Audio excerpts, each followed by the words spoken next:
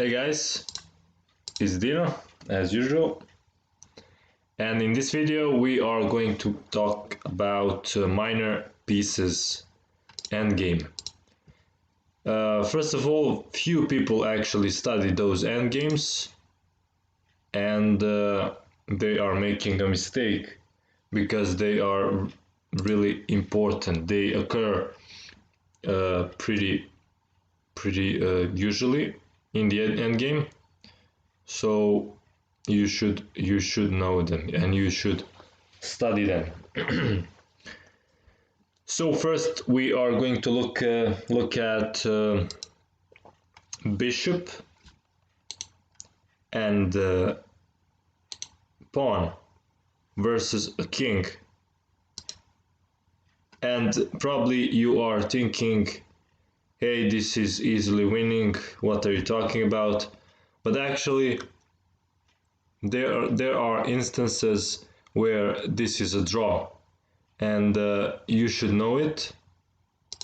If you are stronger side, you should know this because maybe you can avoid it, and if you are weaker side, you should know it so you maybe can get a draw out of that position.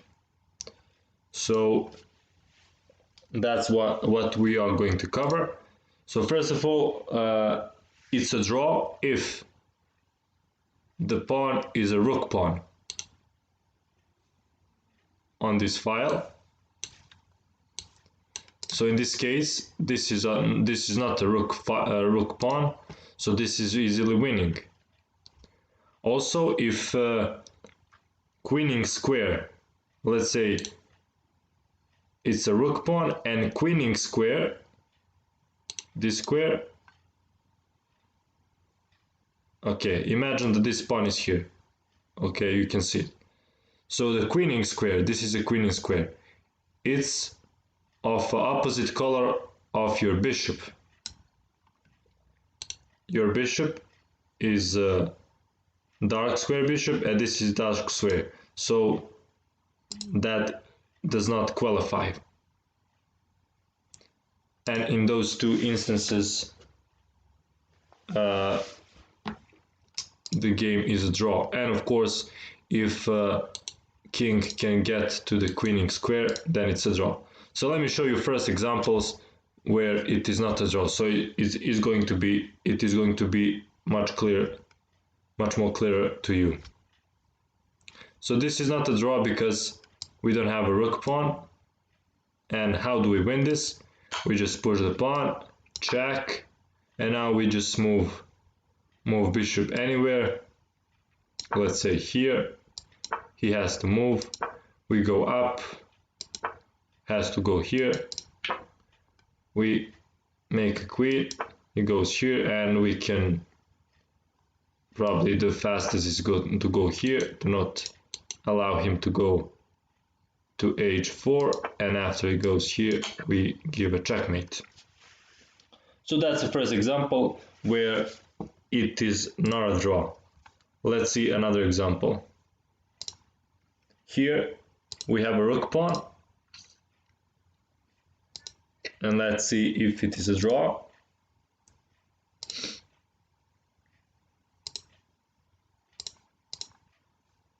So let's say white to move, and as you can see, of course, think about the position before I tell you the answer. So this is obviously not a draw. Why? Because your bishop is the same color as the queening square, and this is a queening square. So that does not qualify as a draw also. How do you win?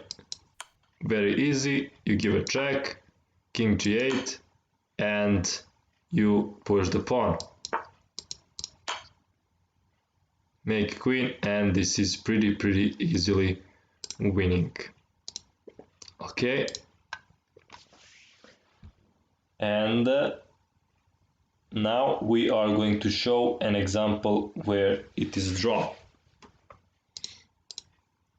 Similar situation as the previous example, but this time we have a light square bishop.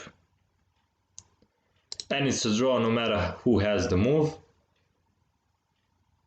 because we don't have there is no way we can force this king to get out here and for us to promote this pawn. So this king, he should just go back and forth between those two squares, or maybe here. We can try maybe bishop f5, he goes here. Maybe, I don't know. If you go here, it's obviously a draw. Let's say we go here, he goes here.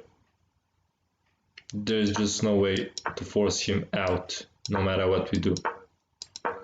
If we go here, it's a stalemate.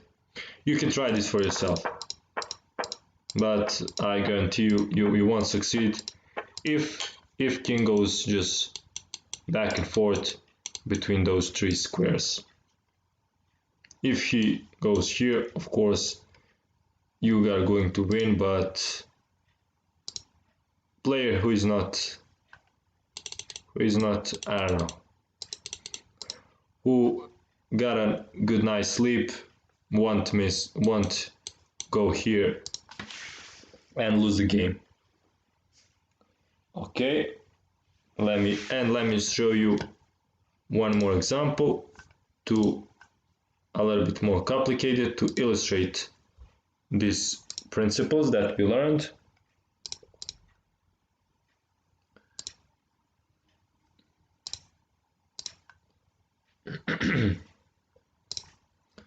So we have,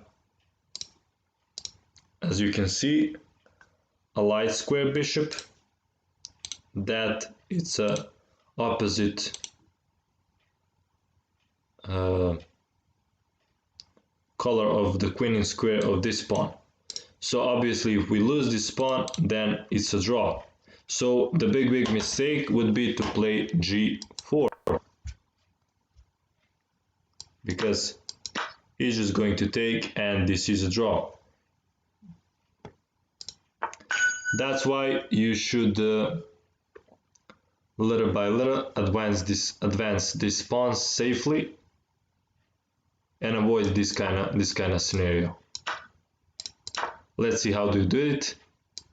King e5. In the most endgames, it's a good idea to put your king into superior position. Superior position here is probably to go here and support these pawns. First, you are putting your king into superior position by attacking also, and that's you're winning a tempo here. So let's say it goes here, bishop c8, king f6. Now let's say it plays bishop d7. What can you do here? Bishop f5. You are preparing to push these pawns now safely. Of course, if he exchanges this is pretty easily winning. That's why he avoids that. He plays bishop e8, and now you start pushing this pawn, g4. King g8, for example. And now also would be mistake to play this move, because he's going to sacrifice here. Maybe we can get it away with, actually we cannot. So this would be a draw. Also interesting move from him would be to play this move and try to trick us into taking here. And this is also a draw. Doesn't matter that we have two pawns here. If we try this trick, we just push here and win the game easily. Okay, going back, he played king g8. And now, what do? g5, of course, not push this pawn. g5, king here, maybe king here, king h8,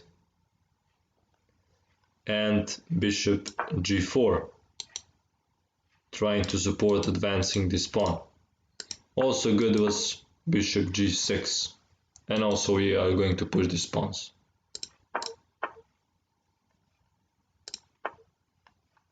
Okay, 1 second. Bishop g4 and let's say bishop king g8, h5, king h8, and now h6. Also g6 is good as well. h6, king g8, and now we give a check. Really nice move. White is nice because we are going to play bishop f7, and now these pawns are running. Let's say he avoids that. We push g6, and this is pretty easily winning. We are going to push here and promote the pawn. So that would be it for this video.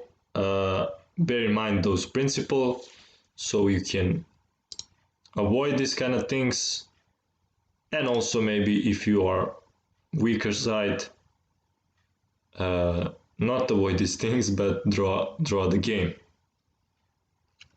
Thanks for watching. As usual, I hope you enjoyed it, learned something new. Like and subscribe, donate if you can, and see you in the next video.